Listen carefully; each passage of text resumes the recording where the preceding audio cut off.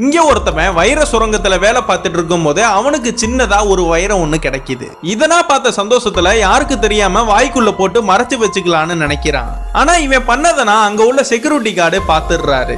நீ வாயில முழுங்கின டைமண்ட வெளியில எடுன்னு சொல்றாரு. இவனும் வெளியில எடுக்கிறான். இவன் எடுத்து கொடுத்த அடுத்த செகண்டே அவனை கண்ணை வச்சு போட்டு தள்ளிடுறாரு. அங்க அடிமைகளா வேலை பார்க்கற அங்க உள்ள எல்லா மக்களுமே இதனா பார்த்து பயப்பட ஆரம்பிக்கிறாங்க. அதுக்கப்புறம் நார்மல் ஆகி அவங்க வேலைகளை பார்க்க ஆரம்பிக்கிறாங்க. அந்த இடத்துலயே வேலை பார்க்க சாலமன்ங்கிற ஒரு பையனுக்கு 2 டைமண்ட் கிடைக்குது.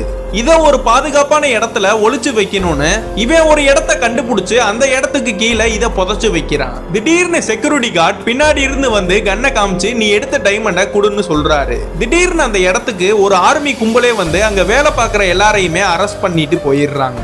இவங்களுக்கு செக்யூரிட்டியா இருந்த எல்லா கார்ட்ஸையுமே சுட்டு கொன்னுடுறாங்க.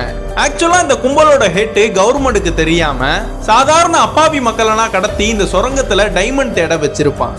கடைசியா ஆர்மி இவங்க எல்லாரையுமே அரெஸ்ட் பண்ணிட்டு போயிருது. ஆனா சாலமன்ங்கிற இந்த பையன் அவனுக்கு கிடைச்ச டைமண்டை வித்து ஒரு மிகப்பெரிய பணக்காரனா மாறி அவனோட குடும்பத்து கூட சந்தோஷமா இருக்கான்.